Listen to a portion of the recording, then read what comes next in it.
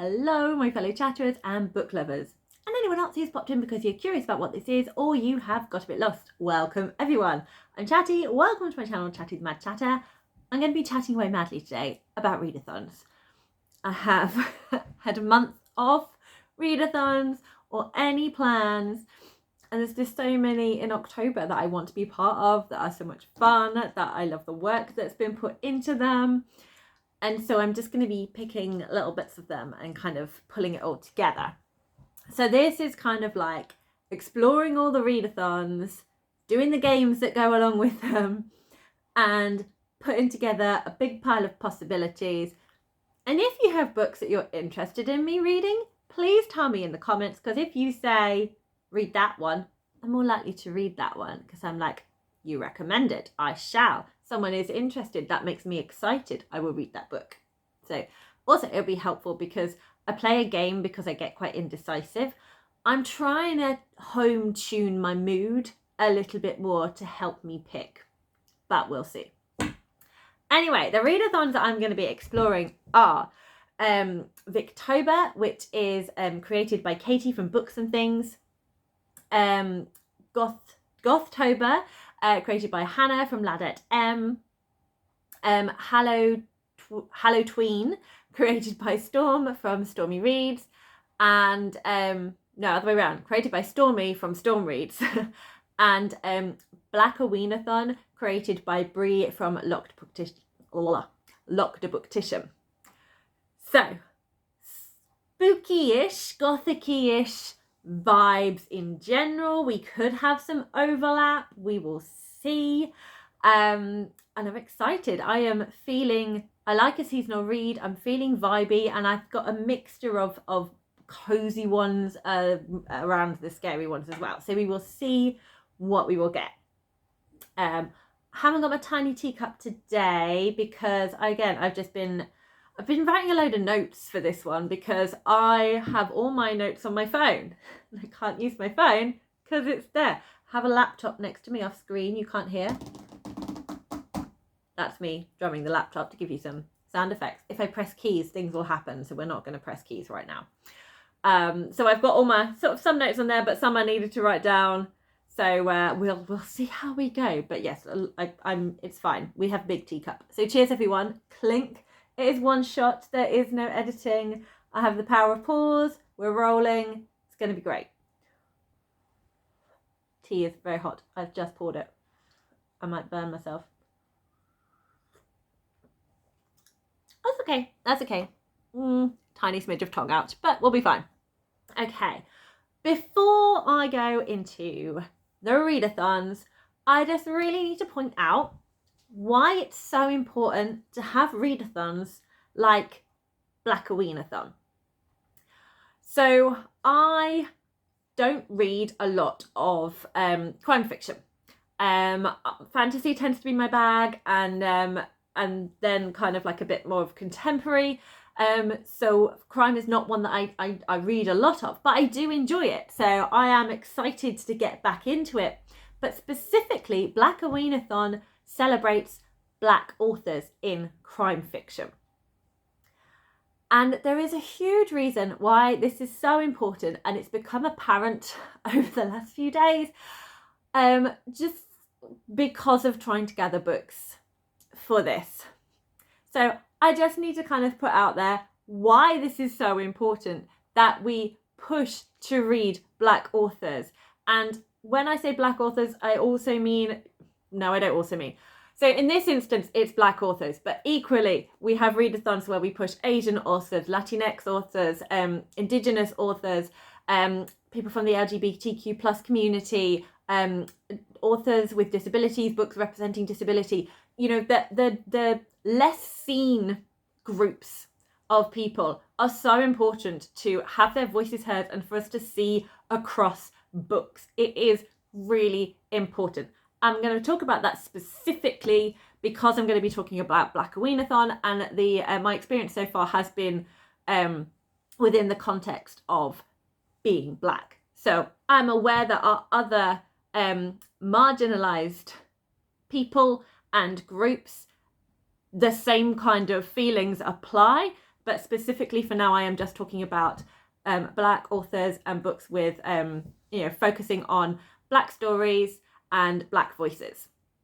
So whilst looking up new ideas and books that I could read for this readathon, I came across a fabulous list of books, and it was called Mysteries by Black Women to Add to Your Reading List. I was like, perfect. And most of the comments within that were really appreciative, and there was some nice chat recommending other authors and other books, so that was lovely. But you always get one or two, and I've come across this in the context of there is a better word and I can't remember it, so I'm going to use the not so good word, but colourblind casting, where you have someone that's not specified as being black or white and typically is played by someone white, played by someone who is black, and you get those people crawling in that want to talk about authenticity and things like that. So I'm just going to introduce you to, for the sake of this, Janet. Apologies to any Janets out there. That's just the name that I came with. There's a Janet and a Darren, okay? So I'm just going to get them out for you, okay? Janet wouldn't wear these earrings, so I'm just going to take them off. Janet has just finished reading this article and feels she needs to weigh in. Janet, from small Middle England country where most people are white, has mainly white friends her own age with her own life experience. Well, this doesn't affect my life in any way, so I feel this is unnecessary. Let me weigh in with my opinion. Janet gathers laptop and pulls it onto her lap, eases the sleeves of her comfortable cardigan and begins to type her opinion that maybe no one asked for. Well, when I look at a book, I'm not interested in the gender of the author. I just am looking for a good plot or a story and whether or not the book is actually any good. Darren agrees with Janet. Darren doesn't wear glasses, but he might enjoy a cardie. Yes, Janet, I agree. I often don't know the ethnicity of an author and wouldn't know where to find it, even if I was looking for it. I just want the book to be good. Janet and Darren. Oh dear.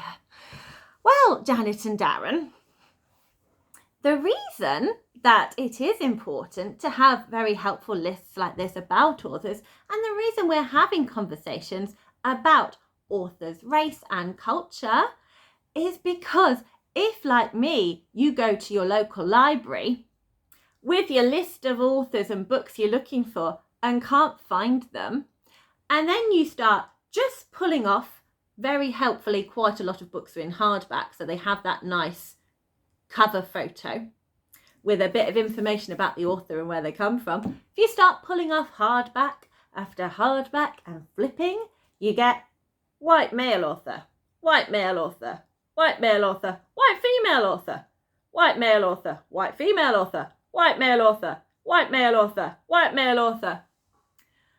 I went through the whole of the back shelf to the point that someone mistook me, because I was wearing my work lanyard, as someone who worked in the library. All of them were white. There was not a single one between, I think it was like M to Z, that was black. There could be, but someone's taken that book out. But from the ones I saw, no black authors. So, Janet and Darren, number one, you can't find a book by a black author because the publishers, for some reason, are not publishing them, because for some reason it's hard to get published if you are not white. Because for some reason publishers think we only need white stories. That's fine. So yes, Janet and Darren, we do need lists of black authors to help people ask for these books, to tell publishers, to tell libraries, we need these books. We want to read these books. And also, Janet and Darren, you're not aware of people's ethnicity because you're probably just reading white authors, because it's very hard to pick one up. And you are just opening your book, having a lovely time going, oh, I relate to this. Oh, I can see myself in this book. You read books with people like you in them, with your lived experience, with your culture, with your family, with your language. You feel seen and heard. People who don't see themselves in books where they're reading about white families, white cultures, white food, white music, white language, are going to feel unseen, unheard, underrepresented, and wonder where they are. Sorry, there was something else I wanted to say, and I'm just making sure I've got everything. Yeah, and if you see yourself as being absent from the stories, that's when you start to wonder, are you seen as wrong by society?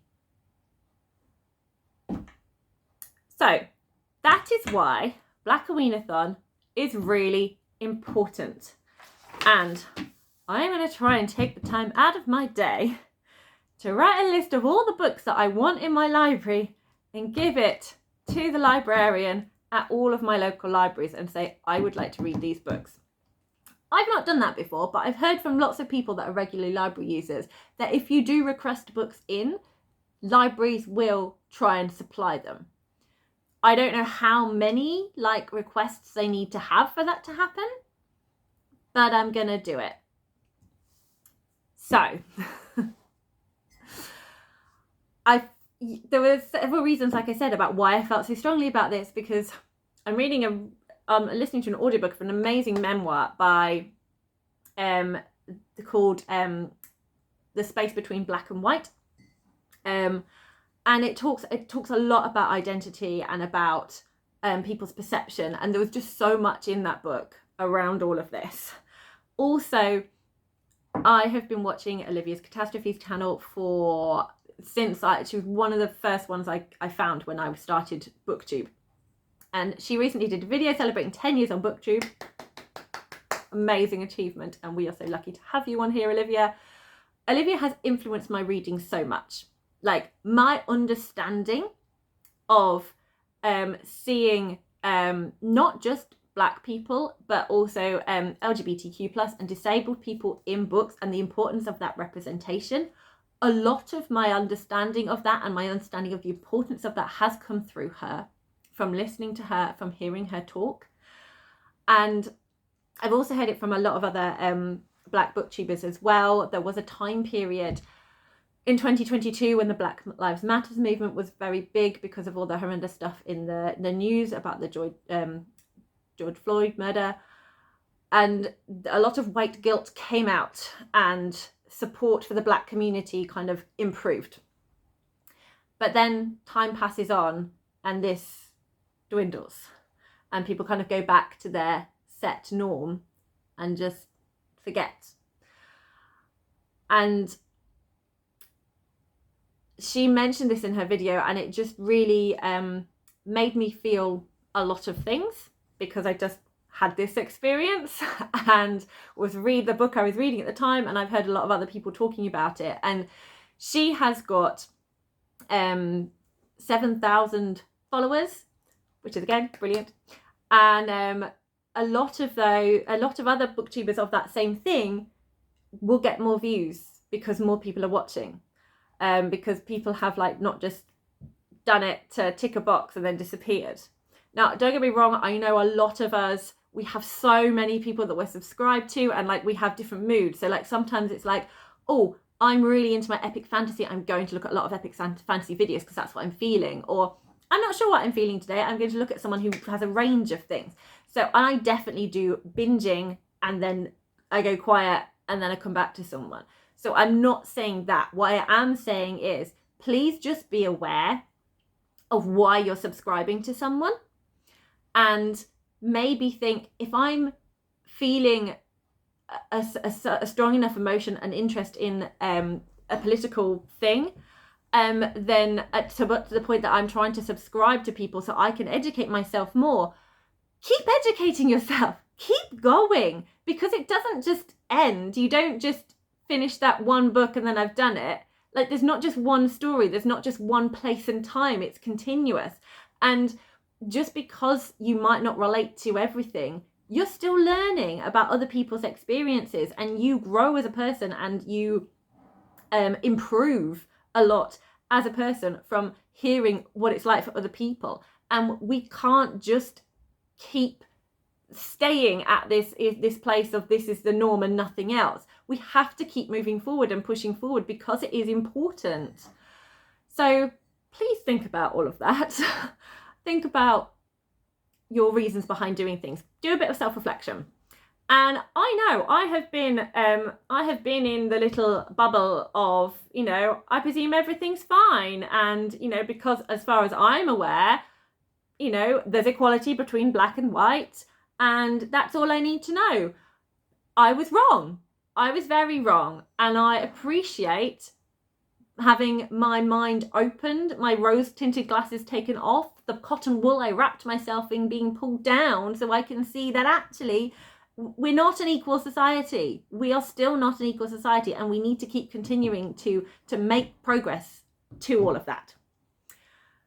This was a much bigger tangent than I was expecting it to be. I went in a lot more than I thought I was going to. But I do feel it's important, and I do think that this is why we have these readathons, to highlight these books, to kind of to allow ourselves to have to look and physically search out books that reflect this. Because if we're just hoping that if books are good, they'll be published, it's very naive of us. That's not how the world works. Book publishers publish books to sell them. So, Blackoweenathon is a very exciting readathon, and I, of course, for all of the readathons, will be linking their announcement videos in my description, so you can then go and check them out. So the exciting thing this year about Blackoweenathon is that Brie has created a map. I know, a map, one of my favourite things. And in this map, each place has a different vibe. Where did I write them down? Here. So the three areas that I may look at are Ruby's Crew, which has a very cute little merry-go-round and ghosties on it. And at Ruby's Crew, the vibe is middle grade books and graphic novel books around, you know, thriller, mystery, suspense, all of those, spooky, all of those sorts of things. So for each place, you have prompts, and you use a dice to pick your prompts. And you can also choose who you are going to be. Now, I've got another load of readathons I'm wanting to do. I want to dabble, I want to join in, but I'm not going to push myself. So I'm going to go for, I think it was amateur share. It's deep south kind of talk, and I don't think I've got the pronunciation skills for it, but that's amateur share, I think I'm going for. So that's like 1 or 2 prompts. So I'm going to roll my dice twice to see what those prompts are. And you're just going to have to trust me, because I haven't got a bowl and the kitchen's all the way over there and I'm sitting down and it's nice. So you're just going to have to trust me. Roll. Number 4. So let's go on to the Toolish Parish graphic maps. Ruby's Crew is loading. 4, not 3, 4. Let's pause while it loads. Okay, I have got it up on my screen. I'm not going to bother showing you the screen because it never looks right. You get lines across it and it just looks gross. So go and have a look for yourself and look at the lovely graphics. But prompt number 4 is a book with a secret. So then let's do the next roll. And that is, just roll a 4 again. That is a 3. So that is a book set in the summer or spring. Cool. So 3 and 4. I'm hoping to combine both of those into one. I have some ideas in mind. So I'm going to go through 3 of the different places. I might manage to get 3 books, or I might just stick to one place and then maybe work on doing the prompts just for that place. I'm not entirely sure, but for now, I've got 3 and 4. So one of the books that I really have in mind for this, I think it should definitely work with a secret. I'm not sure about the spring and summer. And this is Root Magic. Now, I don't know. I think this is a spooky fantasy. And I think the spooky comes from kind of like the stakes and kind of the suspense in here. From what I'm aware, I haven't read it, so I don't know, but I am very excited about it. And this is by Eden Royce. I mean, the cover, we have got trees in a forest and 2 children looking a little bit apprehensive. So this is set in the 1960s, and there is police harassment, and there is a legacy from their family about African American folk magic, which is the root magic, and then some evil, both natural and supernatural, comes to town, and they need to kind of help deal with that. So again, not sure about the season, but the fact that they have this ancestral magic is the secret that kind of fits for that prompt.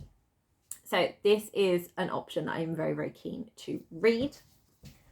And the other one I had came from the library. Where did I put it? Did I put it over here? Where did I put it? No, I did put it up there. Let me reach it. Yes. So this has a mysterious house in it, and again looks kind of a little bit creepy and spooky on the front cover. And this is called Fable House by E.L. Norrie. And this is set in, I'll just go and read the back. Fable House is a mysterious mansion surrounded by ancient woodland, and it is Heather's new home.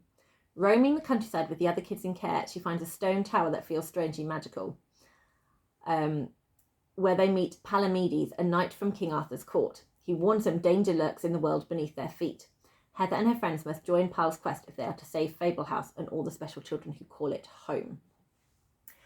So this is set on the history. It's own voice author who came from care homes. So in the 1950s, children who were born to white mothers but had fathers who were black were removed and put in homes for brown babies, which is incredibly horrific. So that is explored a little bit in this, but it sounds like there's a bit of a mystery about the danger going on. There's kind of some sort of like spookiness happening, and it sounds like the house may have its own secrets. So that's the kind of spooky, creepy level that I'm kind of going for. So this is another possibility. Because I think they're wearing t-shirts, so I feel it's kind of end of summer, so that could work. The secret, I said, has the house got secrets? We could possibly have something in there. I'm not quite sure. There are other couple of mystery books that I wanted that I couldn't find in my library, so if I do come across them, then they would also work. So I think they were by Shana Jackson. One was the High Rise mystery, and one was it was called The Good Turn, that I could also look into to see if they've got any spring summer vibes or secrets in those as well. Okay, moving on to the next place I want to look at, and that is the Laissez-Faire Streetcar. And the vibe for this one is time travel, specific place and time, or possibly in the past, I think, is the vibe for this one. So I'm just gonna, I click back? I think I click back. I click back. Amazing. Where are you? There you are. Please load quickly. Ta-da! It's loading. Yay, it's up. Okay, cool. Right, ready. We have dice. We have dice to roll. Bloop. I have 6. which is free space. Awesome. I'm excited because there is there's a book that I think will fit this vibe perfectly, but not sure if it would fit all of the prompts. I'm going to roll again to see if I can get another prompt in. We'll see what happens. 1. A book with time jumps. Don't know if it will do that or not. We'll see. Let me get the book down that I had in mind for this anyway. So this is a historical fantasy mystery. Got it. The Conductors by Nicole Glover. I've been wanting to read this for such a long time. So this is about Hetty Rhodes, who is an escaped slave, and her husband Benji, and the Civil War is over, and they're technically not slaves, but they're not exactly free either. So it's kind of like they're doing the Underground Railroad, but they have magical powers. And then I think there's some sort of, and then there's a murder happens. So they start trying to solve the mystery of this murder. And it sounds really awesome. So I'm very excited for this. So obviously, free space. It's set in a time and place. It is set back in the... we had some wanted posters at the beginning of this that had dates and times on. Oh no, we don't. Oh yeah, 1861. And it starts in 1871. Cool. So 1871 is the time and placement of this one. So there we go. I have a few other books I'm really keen to read that would kind of work in this area. So I'm just going to talk you through them. And if you have read them, or if you think they sound really cool, if my library won't get them in time for me to read them, I will allow myself to buy, even though I'm on a book buying ban, to buy one book in support of supporting Black authors and celebrating Black crime fiction, because I do want to read sort of more of that genre in kind of bits and pieces. So I do want to, and I have some of these books I have had on my list for a while of like wanting to kind of look into. So maybe it is now time. So from that, so I'd been looking at quite a few sort of like different lists and suggestions about Black authors writing crime and sort of like great stories to kind of read, and a lot of these kind of came up on a few sort of different lists, and particularly on that one I've mentioned. I'll put the link to that there, Mysteries by Black Woman, to add to your reading list. I'll put that there because so many of those books sounded so good, but I have narrowed it down. So the first one, or the first two actually, have both been described as kind of like breaking the glass ceiling, both published in 1992, by having a protagonist who is a Black female sleuth. So the first one is like an amateur sleuth. This is by Barbara Neely, and it is called Blanche on the Lamb. This one's been on my TBR for a while because I heard Kemi from Violet Pages talking about this one, and it just sounded really, really fun. Kemi loves mystery, crime. She reads a lot of it. So I'm very happy to have this recommendation from her. So brief synopsis. And it says, a heavy-set, deeper complexioned woman stumbles across a murder when she is working as a domestic for rich white folk. So that's one of them. And then we have Dead Time by Eleanor Taylor Bland. And this, instead of an amateur sleuth, we have a sort of like a police detective, so like one sort of in the field. So police detective in Illinois is trying to solve a murder which has been witnessed by two homeless children. So I was very keen to kind of like try one of these like sort of groundbreaking books and kind of see where we started from. And I like the sound that both of them have got very kind of different vibes, despite when they were published and what they were doing. So fun, both of them. And then another one that sounds really, really cool is by Alexia Gordon, and it is called Murder in G Major. And this was written in 2016, and it is about a Black American classical musician who moves to Ireland and starts helping a ghost of a one-time owner of the cottage sort of, what's the word, clear his name. So he was accused of the murder? Yeah, he was accused of the murder of his wife, but he didn't do it, and he wants our protagonist to help clear his name. So we've got a bit of ghost and crime in there, so that sounds like a lot of fun. And I think there's one more that I had, or two more. Yeah, two more. I don't actually know if they'd fit in this kind of bit, or if they'd like fit better somewhere else, but these are the kind of the ones that I'm interested in. So one is called, one of the most recently published ones, called Dead Dead Girls by Nkeska Afia. It was published in 2021. This one definitely works because this is set in 1920s Harlem, and our protagonist works in a speakeasy at night and a cafe during the day, and a girl turns up dead in the cafe, and then our protagonist has to confront her own past, that local black girls are being murdered. She gets in trouble with the police, and either is given kind of like the choice, well, you can either help us, or we're going to make an example of you and throw the book at you, and it's not going to be good. So she ends up helping them solve what's going on. That just sounds really cool. Also, 1920s. Kind of want to read about 1920s. It just sounds really fun. So that looks awesome as well. Final one. I think this one I can get out the library because I'm pretty sure I have seen it. But again, not sure. This one definitely would kind of fit into like that set kind of place, I think. So this is a mystery thriller called Her Name is Night by... Oh, I didn't write the author down. I'm so sorry, I didn't write down the author. That was really remiss of me. I know the initials of YA, but I can't remember what her name is, but it will be in the description box down below. And this one has been on my list for a long time.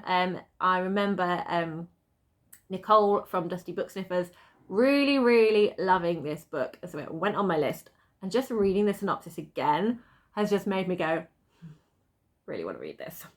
So this is about our protagonist who was kidnapped as a child from a Ghanaian village, and then she becomes an assassin. On one of her assignments when she's over in Miami, she ends up saving someone's life instead of taking it. And that then kind of takes her life in another direction, makes her kind of question her choices a little bit, throws her a bit of a curveball. And then she makes connections again with her Ghanaian village, and then she sees one of the men who basically like destroyed her village, murdered her family, and was responsible for kidnapping her. And she wants vengeance. And I think these two things are kind of in conflict with each other. So it sounds like it might be a little bit soul-searchy, as well as like a fun revenge plot. So yeah, sounds really cool. Interested in that one. So there's 5 different books that I'm interested in that could work possibly for this one, or maybe one of the other places. I'm not sure. I think I'll have a little explore and see where I get to. But definitely the conductors will work for free space. Book with time jumps. There's a jump of 10 years between the wanted posters and the start of this book. I don't know if there's any other time jumps in here. I have no idea if there are time jumps in any of the other books I've just spoken about. But I can always just hit that one slot, which is free space, and just be amateur share because it's 1 or 2 prompts, so I can still take part in that one. And the final place I want to go to is the Apothecary Noir. And for that one, the vibe is cozy. So it is the cozy mystery place. And that is definitely something that I would like to read. I would like to read some cozy mysteries. it would be fun. So I've got a couple of ideas here that I'm interested in. But if you have any other suggestions, please let me know. Let's see what the dice gives me. Oh, 2. Okay, so 2 is a cozy mystery with a food element. So definitely one of the ones I have on this list would work with that one completely. And let's roll it again because it fell on my lap. 6 is a free space. Beautiful. So the 2 I have, one is the group read. And that is by V.M. Burns, and it's called The Plot is Murder, and this was written in 2017. So this has a writer opening up their own mystery bookshop while kind of like penning their own mystery novel. So kind of like living the dream stuff, and doing that near Lake Michigan. And then a body is found in the backyard. The protagonist is a suspect, and it involves a feisty grandmother. Well, who doesn't love a feisty grandmother? I'm enjoying all of that. The other one, which is one I think will definitely work for the prompt number 2, is by Abby Collette, and this is called A Deadly Inside Scoop and was published in 2020. So our protagonist is taking over the family business and wanting to kind of improve it and make it more profitable and kind of push it out there and make it bigger, and that's an ice cream shop, hence the food. I love a kind of enterprise entrepreneur starting from scratch and making a success of it. What's the word? Trope. There we go. I love that. It's something that I just love reading about. So that sounds awesome. Then we get the kind of the murder mystery bit. She finds a dead body of a man who had a feud with her family. So we then have a kind of family member like implicated in the murder. And so we've got our protagonist kind of trying to clear their name and juggling, managing the business of the ice cream shop and trying to solve the murder at the same time. And I think we've got a very kind of close-knit community, like friends and family involved in this to give us all those cozy vibes. So both of those sound really cool. So I'll put in the description box, I'll put like a little list of like which books for which prompts. So if you can help me choose one to buy, let me know. So there we go. That is what I might be reading for Blackoweenathon. Yay! I'm going to move on now to Victober. So Victober by Katie from Books and Things. A lot of co-hosts helping her. I don't read a huge amount of classics. I have ones that I've read again and again, like Jane Austen, children's classics. I have read some Dickens. I've read some Bronte. Other than that, I haven't read a huge amount. I've enjoyed some sort of more, modern classics. I don't know what the definition is of like the modern classics and things like that. But I've enjoyed some of Nella Larson's books. But it's not kind of like a genre that I read a lot of or know a lot about. But a lot of people that I watch their videos on their channels are all very hyped for Victober and all of this. So I am going to be I wanted to kind of explore it a bit more. I think in the future, hearing all of hearing the co-hosts and things talk about it and just their excitement, and hearing Katie make so many interesting recommendations of like ones I've never heard of, has like all added to my list of on Storygraph. So I think there are definitely books I'm going to be looking into the future which have been inspired by this. But I'm just going to be reading one book for Victober, and I'm going to be doing a buddy read with one of my good friends, Emily from Novel Novels. We've become friends recently, and it was so lovely to meet her in the flesh recently. And I know she was kind of feeling in a bit of a classic slump and was talking about rereading an old favourite. And the one she has chosen is my favourite Bronte, which is The Tenant of Wildfell Hall, which is over there on a shelf.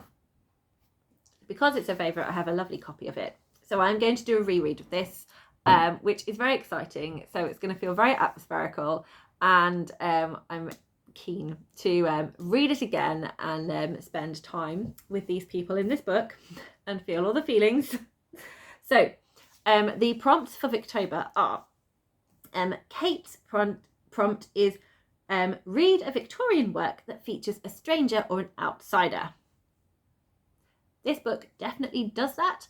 The tenant of Wildfell Hall is an outsider, so that will work very, very well. Katie, her prompt is to read a Victorian work of new women's fiction. So I've linked Katie's announcement video, and in that she goes into what new women's fiction is, which is very helpful because I had no idea. I've now added a load of books to my list that sound brilliant. But she did mention that the Tenant of Wildfell Hall, because all of these books are much harder to get hold of, they don't tend to be in libraries. I think they're only on certain e-readers. You definitely don't get them as audiobooks.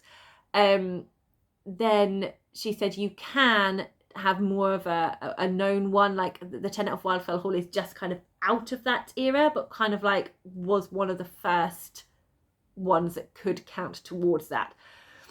And I think it's the event in here that happens, which is why this one is my favourite Bronte, because of its feminism in here. And it just blows my mind that Anne Bronte wrote about this at the time she wrote about this. And just, look, what was that? Was that? Don't know what I was doing with my hand there. That looked really weird. I think it was a mixture of like chef's kiss, kind of respect salute, but I wasn't sure what I was doing. Anyway, respect, Anne Bronte. Well done. Yeah, so it could work slightly for that one.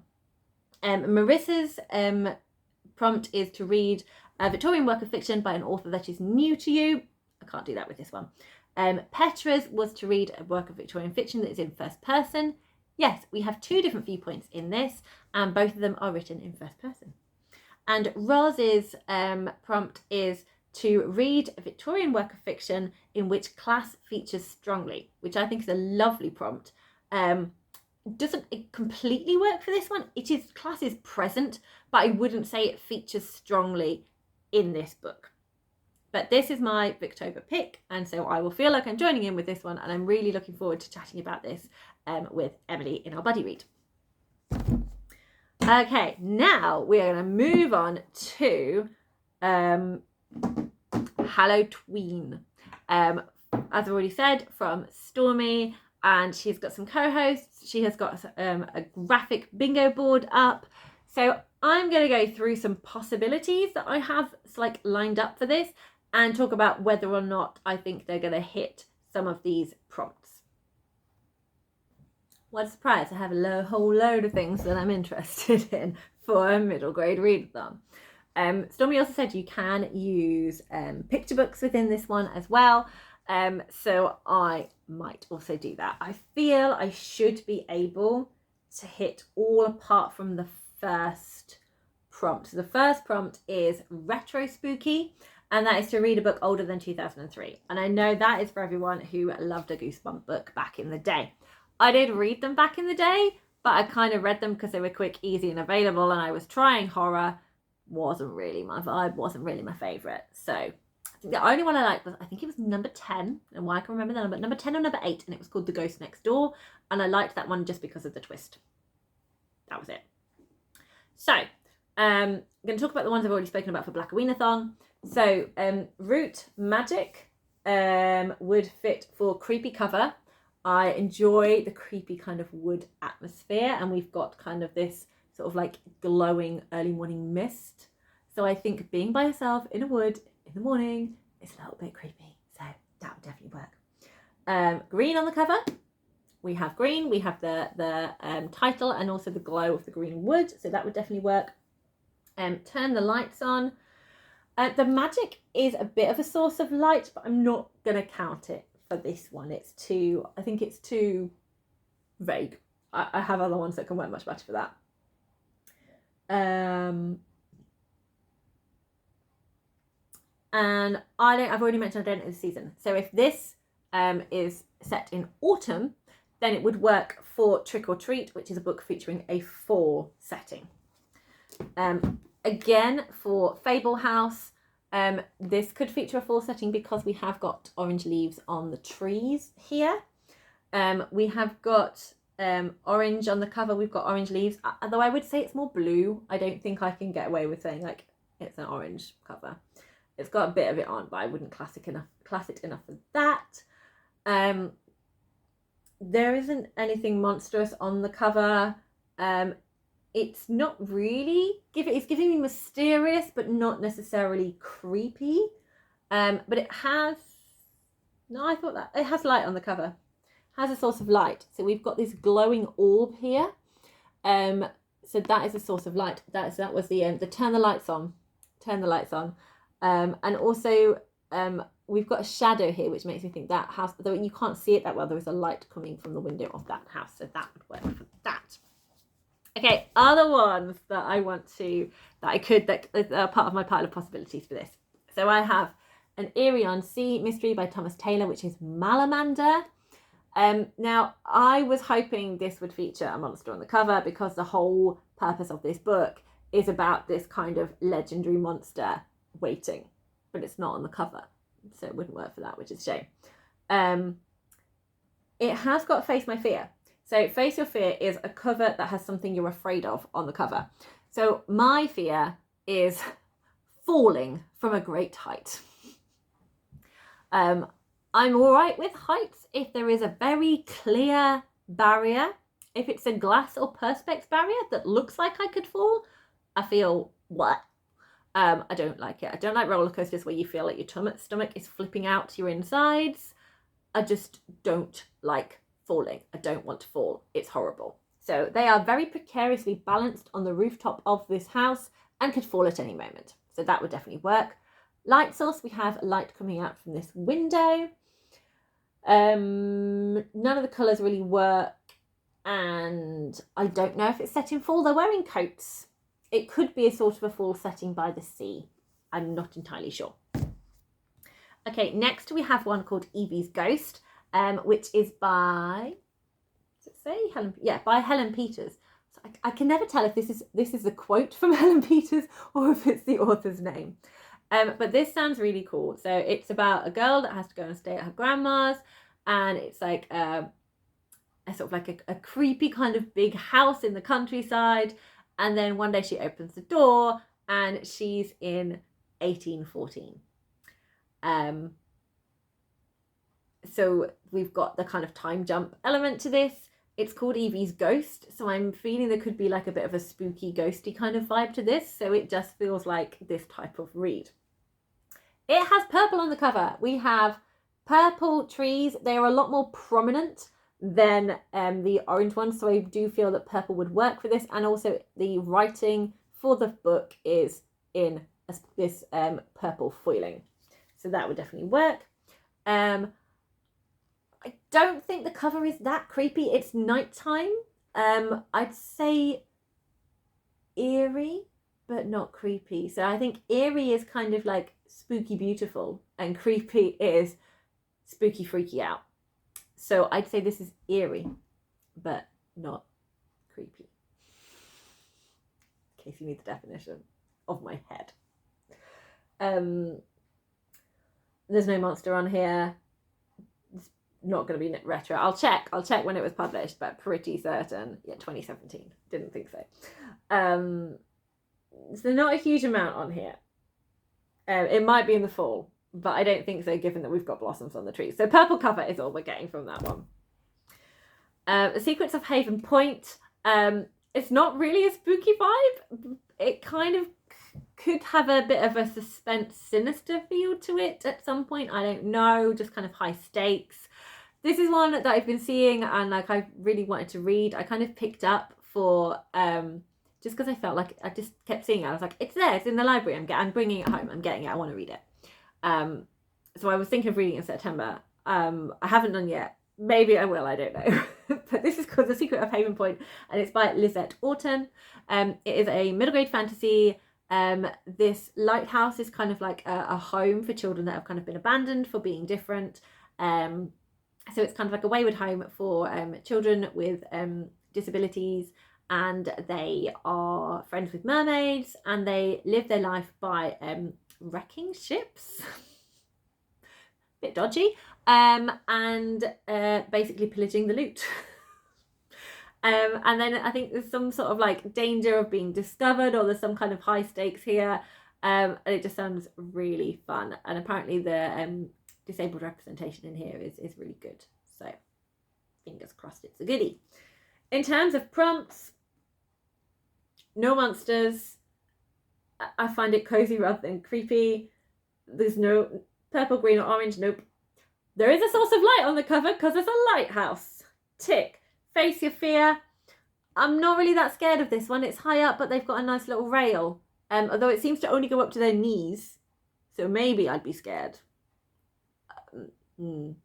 I'll think about that one. I could be scared of that, actually. No, I was like, there's a rail, it's fine. It's like, actually, it just comes up to your knees. I would flip over that. No. Yeah. Okay, Face My Fears is on this one, and I don't know if it's in fall or not. The Witch's Brat by Rosemary Sutcliffe. This is a historical fiction. Oh, this could be retro. Yeah.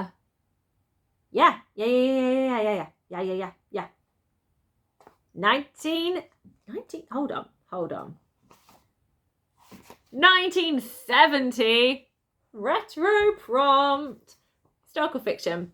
It features a character with a hunchback, and so he is treated, apart from by his guardian, as a witch. So he's called a witch and labelled as an outsider, as other, and his guardian, I think she could be killed, I can't quite remember. And anyway, he has to kind of go and find a way for himself, and he ends up going to work on this cathedral in stonemasonry. So it's a very short book. I remember really enjoying it at the time. I've read quite a lot of Rosemary Sutcliffe's work as a child, so this would be a returning reread for me, going back to like childhood favourites. I never reread this one, so I'm excited. I can't remember a huge amount about it. I'm also interested to see what I think of it as an adult reading it. So this definitely fits retro, which is awesome. Creepy, if you find kind of cloisters creepy, I'd say the people in them and their intentions would be creepier than anything else. Colours, nope. Really possible light source from inside, but not so much. I'm not really afraid of anything on the cover, and I don't know if it's set in the fall, but it's definitely retro, so that's cool. And it's giving me these kind of autumn spooky vibes, and it feels kind of has that dark horror sense just because the world at that time was horrible. I'm interested to see what I think of the disability representation in this, considering it's written in the 1970s. We will see. Next one is a classic that I've not read. I don't know if it is officially a classic, but it feels like it should be a classic. I feel like it's going to either turn into a classic or it's a modern classic, depending what you do, but it's Coraline by Neil Gaiman. Never read Coraline. Really want to read Coraline. Have yet to do so. But from what I'm aware, it's a little bit of a creepy story. It's a bit of a scary story. So I'm excited to try it. I find this cover really creepy. So yes, I think the cat looks really freaky. We've got this sort of like Siamese cat that's kind of really accentuated. It's kind of like, you know how cats can like arch their back and like twist and things. It's really accentuated all of that to the point where it looks like it's been stretched out on a rack. And it kind of, I don't think they are. I think it's just like the way the shading's done. But it looks like you can see the cat's ribs, which is pretty freaky. And the picture of the girl, the art style to show the girl, it looks slightly like a mannequin, and that looks a bit creepy to me. So definitely not my favourite cover by any means. There's some lovely ones out there, particularly one illustrated by Chris Riddell, but for the sake of this prompt, absolutely works for creepy, so definitely going to take that. Colours, again, not really anything on there. Shine a light, nope. Face your fear, not really. I'm not afraid of cats. Not really afraid of mannequins. And I don't know if it's a fall setting or a Halloween setting or what, but definitely creepy cover. The Haunting of Evelyn Jones. Finally, I have my hands on it.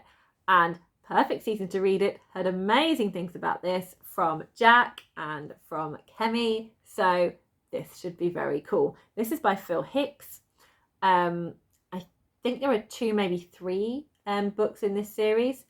So Evelyn Jones, she likes reading ghost stories, and she discovers a book that belongs to a girl called Promise, who mysteriously vanished, never to be seen again. So Evelyn decides to investigate. We have a source of light on the cover because she has got a torch. We have orange on the cover from the leaves and the title. And I'd say because we haven't got really anything else, it's very dark colours on here, so the orange really stands out. So I do feel like it's a definite strong orange on here. Cover is quite creepy because we've got those branches. Yeah, so we've got sort of like branches. So that I always feel like those like tree hands. It's like, it gives me Disney's Snow White, where the trees like try and grab hold of her. Like one of the most terrifying scenes. It gives me all of that. And there's no monster unless the scarecrow is a monster. Look, we've got a scarecrow here in the background, and they do tend to be pretty freaky if they come to life, unless it's like Jack from, is it Ozma of Oz? I can't remember, unless it's like him. And I think that's everything. Yeah, I'm not scared of the trees, so it's not facing my fear. I think it's definitely a fall setting. We've got leaves flipping coming down off the trees in this, so it must be a fall setting. Okay, 2 more to go. So this one I got out the library. It's called The Skull by John Klassen. Now, John Klassen wrote Where Is My Hat and The Rock That Fell from the Sky, which are 2 picture books that we love. He has this very unique style of art where it's lots of kind of like grayscale colours. So this is an illustrated book, and we have a lot more kind of writing. So I've seen his picture books. I haven't seen him write anything bigger than that. It's called The Skull, which sounds creepy in itself. The cover does look quite creepy. The girl looks dead behind the eyes. She looks really freaked out. She's in shadows and she's holding a human skull on her lap. Sounds creepy, but it's also cute at the same time. I don't know how it does it. And it's not eerie because I don't think it's like pretty. It is creepy and cute. There we go. So skull's not really a monster, it's just a skull. Oh, I've been not doing stuff, so my thing faded. The source of light is from the sun, I suppose, coming through, but I feel that's a bit too pulling it. I'm not afraid. Am I afraid of the skull? If it still had bits of flesh hanging off it, I'd probably be afraid of it because I don't like gore, but there we go. Possibly at Halloween or fall, I'm not sure. But I'm really keen to read this library book. It looks really cool. Finally, this will be another reread, but look, it's Amelia Fang. This is the first book in the Amelia Fang series by Laura Ellen Anderson. I read these books with my Mad March hair and we both loved them. I would love to reread this again. This is like a proper cozy read. So if I'm finding kind of the adult books a bit too freaky, this would be a lovely one just to chill out with. It's very cute. It's very cute. Amelia lives in Nocturnia. It's beautifully illustrated by Lauren Child, as we expect. Here is a map of Nocturnia. So we have places like the Central Nocturnian Graveyard, the Post-Bat Depot, pumpkin patches, the petrified tree that looks like a unicorn. There's her friends are a rare breed of Yeti, a Grim Reaper. She has a pet pumpkin called Squashy, who is adorable. Look how adorable Squashy is. He is so lovely and cute. Yes, so cute, spooky vibes all the way from this one. Monster on the cover. Amelia Fang is a vampire. I'll say that counts. Yeah, monster on the cover. Orange and black on the cover, definitely. No sources of light. I'm not afraid of anything on the cover because it's just so cute. Definitely has a Halloween setting, trick or treat. So there we go. Okay, that was everything for Hallowtweenathon. So I've no idea what I'm going to be dipping in and out of for that, but those are all my big pile of possibilities that I could read for it. So finally, I am going to do Gothtober. I love that they have a game to get your prompts from this. So every year there's always a really fun theme with it. And I just think they've done such a great job, again, with giving us a theme and a vibe and a fun game and all those delightful prompts. So I have yet to play the game, so I'm going to do it now. And we're going to see what creature I make and what prompts that gives me. So I have already loaded it up. I don't know, could show you. Shall I show you? It's probably going to be more fun than my face. If it just looks really bad, I'll just change it. Okay, here we go. Not too bad, actually. Right, start. Da-da-da-da. Where is my lair? Is it Dracula's castle, the morgue, or the swamp? I really don't know. I don't want to be at the morgue. Dead bodies is a bit gross. The swamp feels a bit sticky. Let's go for Dracula's castle. Now, am I going for creature of the Black Lagoon, a Mothman, or a Headless Man? Mothman, no, because that's terrifying. I do quite like the water aspect, even though I don't want the swamp. I do enjoy the water aspect. So if we're going for the creature from the Black Lagoon. Is my right arm going to be a robot arm, a tentacle, or a werewolf claw? Ooh. Well, if I'm going for the water theme, I'm going to go for a tentacle.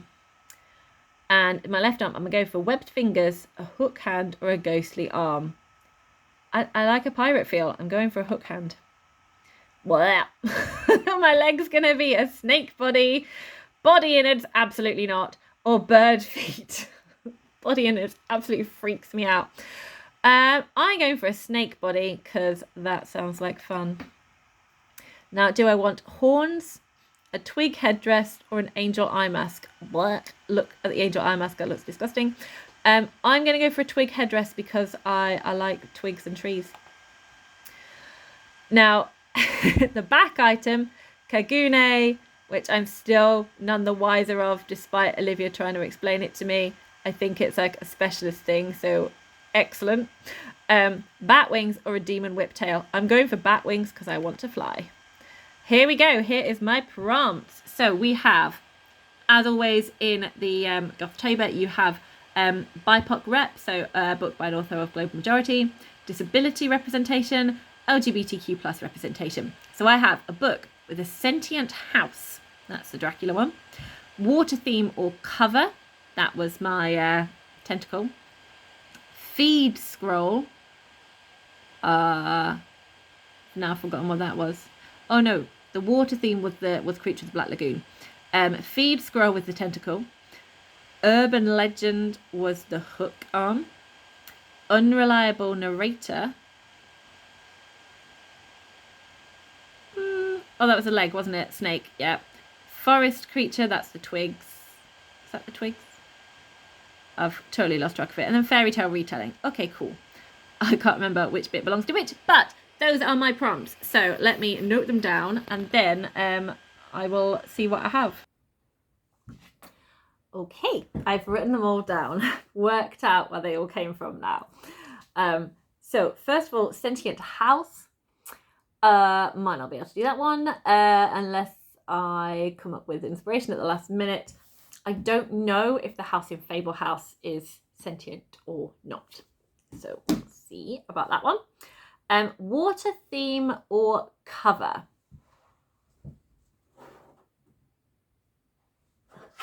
Black Water Sister.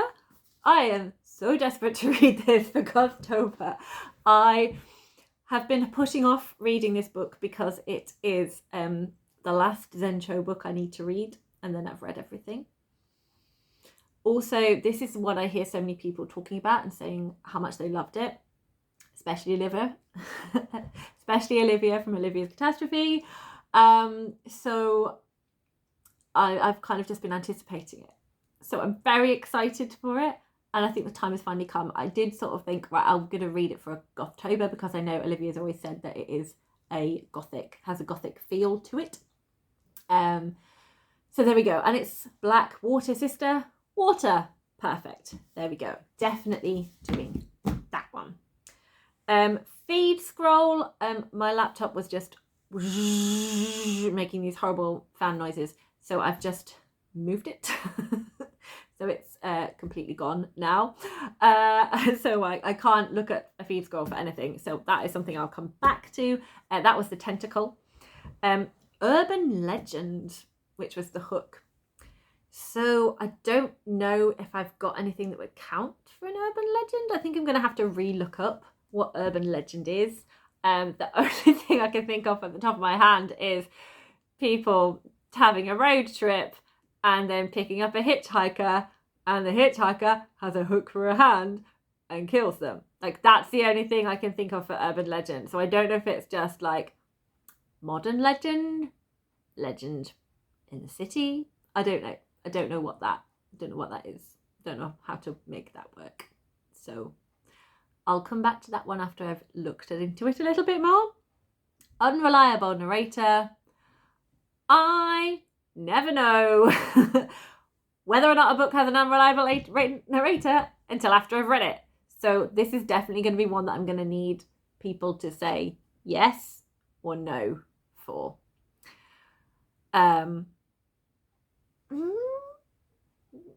I was just thinking, like, I've got Belladonna up there that I want to reread. I was just thinking, ooh, does that have an unreliable? Not really. There's like not quite a twist, but there's like some truth hidden from one of the characters from that, but it's not the narrator, so that doesn't really count.